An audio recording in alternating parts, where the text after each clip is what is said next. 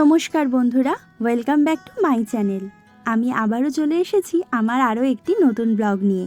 আশা করি তোমরা সবাই ভালো আছো আর আমিও ভালো আছি। আজ পবিত্র ঈদ, ঈদের শুভেচ্ছা তোমাদের সকলকে জানাই। আজ সঞ্জয়ের ছুটি, তাই আজ বিকেলে আমাদের প্ল্যান আছে আমরা যাব আজ ঈশানের বড় পিমনির বাড়ি।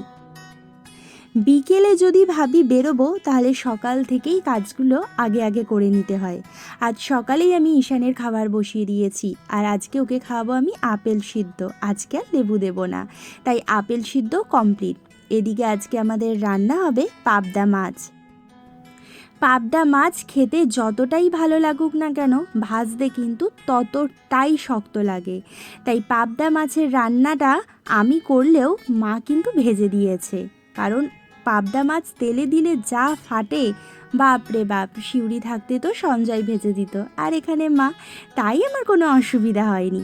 আর আজকে পাবদা করব সর্ষে পোস্ত সাথে কাঁচা লঙ্কা আর একটু নুন দিয়ে খেতে। এখন যখন আমি ভয়েস ওভারটা করছি, বাইরে গাছে কোকিল ডাকছে, বেশ কিন্তু ভালো লাগছে।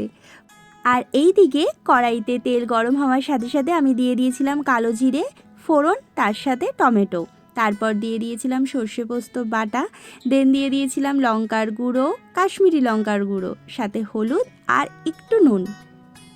একটু নুন কেন বললাম বলুন তো? কারণ একটাই, কারণ বাবা এখন একদম নুন খাচ্ছে না।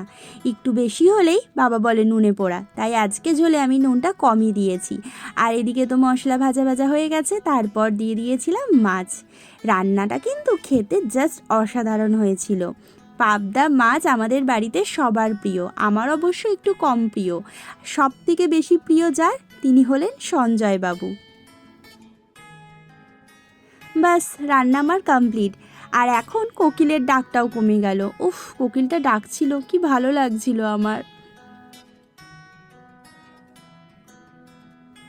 ঈশান ঘুমালেই মা পুজো দেয়, না হলে ঈশান যা করে পুজো দেওয়ার সময় একদিন তোমাদের দেখাবো, যদিও জেগে যায়। উফ, মাকে পুজো আর দিতে দেয় না, শুধু ওর সমস্তটা চাই। থালা, গ্লাস, ধূপকাঠি, ঘটি, ফুল, সবটাই। দুপুরের খাওয়া দাওয়া কমপ্লিট, সাথে একটু রেস্টও নিয়ে নিয়েছি। আর এখন রেডি হচ্ছি আমি ঈশানের বড় পিমনির বাড়ি যাওয়ার জন্য। ঈশানবাবু এই প্রথম যাবে তার বড় পিমনির বাড়িতে, আর আমিও যাচ্ছি এই সেকেন্ড বার। আগের বার যখন গিয়েছিলাম তখন আমার বিয়ের বছরই, জগদ্ধাত্রী পুজোতে, যখন ঠাকুর দেখতে দেখতে ক্লান্ত হয়ে গিয়েছিলাম, তখনই গিয়েছিলাম দিদিভাইয়ের বাড়িতে। কিন্তু দিদিভাইয়ের বাড়িতে তখন বেশিক্ষণ থাকতে পারিনি। তারপর অনেকবার ভেবেছি যে যাব, কিন্তু আর হয়ে ওঠেনি। করোনা, তারপর সিউড়ি, বীরভূম, এই করে আমাদের অনেক জায়গা এখনও ঘোরা হয়নি। আর এদিকে দেখেছো, ঈশানকে রেডি করতে গিয়ে আমাদের প্রতিদিন এরকম অবস্থা হয়। একবার এই ঘর করে, একবার ওই ঘর করে, একবার চট ধরে টেনে নিয়ে আসে, আর একবার ওর হাতের সামনে যা খেলনা পায় তাই ছোড়ে। এই করতে করতে ওকে রেডি করেছি। বাস, কমপ্লিট হয়ে গেছে আমাদের সাজগোজ, এবার আমাদের যাওয়ার পালা। তাহলে বন্ধুরা চলো, আমাদের সাথে চলো।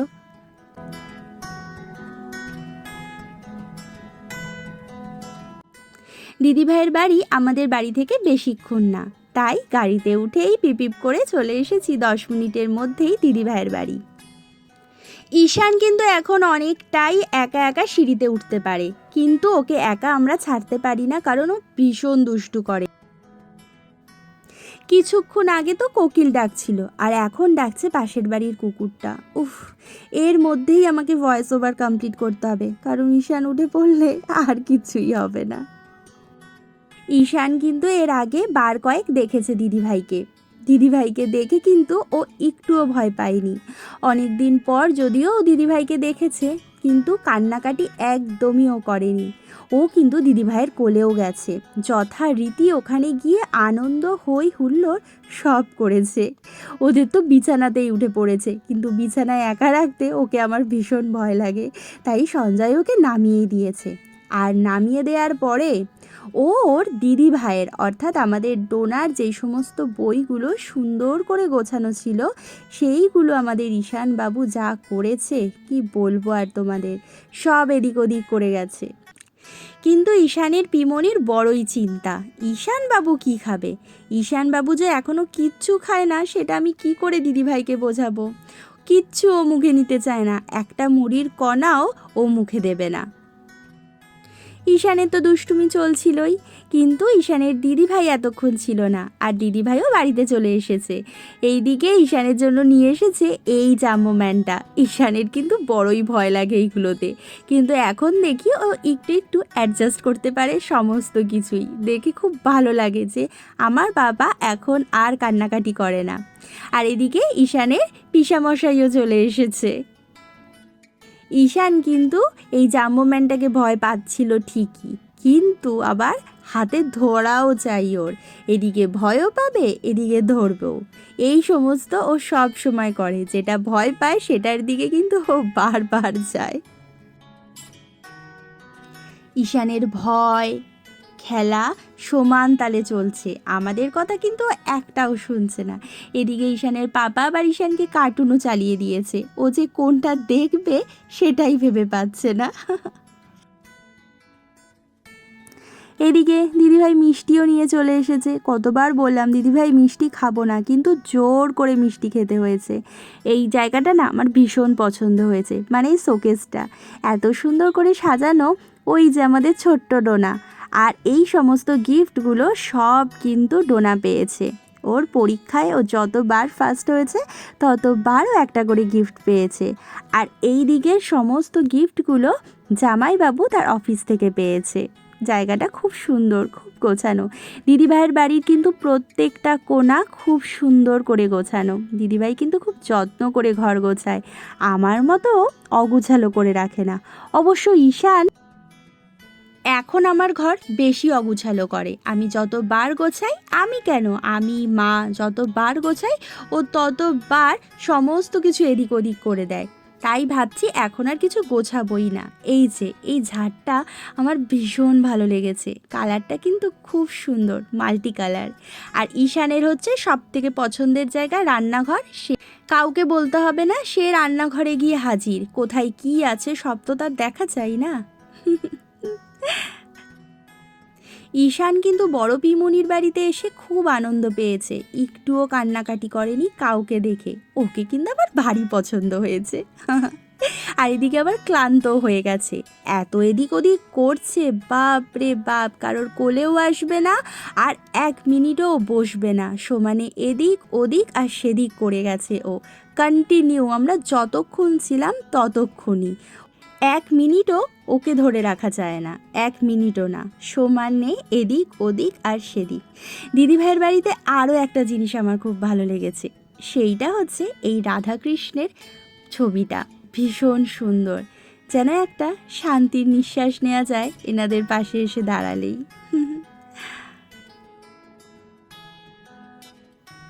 এইদিকে আমাদের রাতের খাবারও চলে এসেছে, বিরিয়ানি সাথে চিকেন চাপ। খেতে কিন্তু খুব সুন্দর হয়েছিল, আর আমরা খেয়েছিও খুব ভালো। কি বলো সঞ্জয়? আমরা যতক্ষণ ধরে খেয়েছি ততক্ষণ ধরেই ঈশান এদিক ওদিক করে গেছে, কারোর কথা শোনেনি। শুধু দাদা ভাই মাঝে মাঝে ওর পিঠটা মুছিয়ে দিয়েছে, কারণ ও যা ঘামে কি বলবো আর তোমাদের। এই হচ্ছে দিদিভাইয়ের বাড়ির ঠাকুর ঘর। ঠাকুর ঘুমাচ্ছে এখন, তাই ঠাকুরদের আর ডিস্টার্ব করব না। ওদিকে ঈশানবাবু এতক্ষণ একটু বসেছে, আর বসে এখন কার্টুন দেখছে। একটু দেখুক, দেখলে পরে ওর পাটাও একটু ব্যথাটা কমবে। ও যা সমানে এদিক ওদিক করে আর ঘামে ওর মাথা পুরো ভিজে গেছে, তাই সঞ্জয় ওর মাথাটা একটু হাত দিয়ে মুছিয়ে দিল। কিন্তু এবার যাওয়ার পালা। আমরা অনেকক্ষণ এসেছি, আজ সন্ধেটা খুব ভালো কাটলো। সবাই মিলে একসাথে এক জায়গায় দিদিভাইয়ের বাড়িতে এত দিন পর গিয়ে আমার ভীষণ আনন্দ হয়েছে।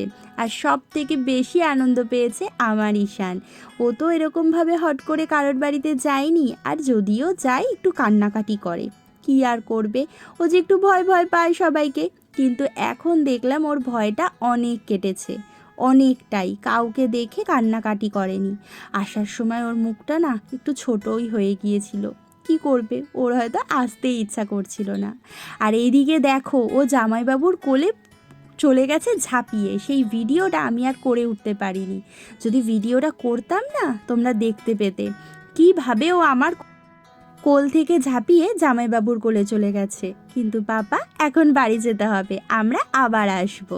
তাহলে বন্ধুরা, আজকের মতো এখানেই টাটা। সবাই ভালো থেকো, সুস্থ থেকো আর সাবধানে থেকো। আর আমার ব্লগ যদি ভালো লাগে তাহলে অবশ্যই কিন্তু লাইক, শেয়ার আর কমেন্ট করো, সাথে সাবস্ক্রাইবও। তাহলে বন্ধুরা, এখনের মতো শুভরাত্রি।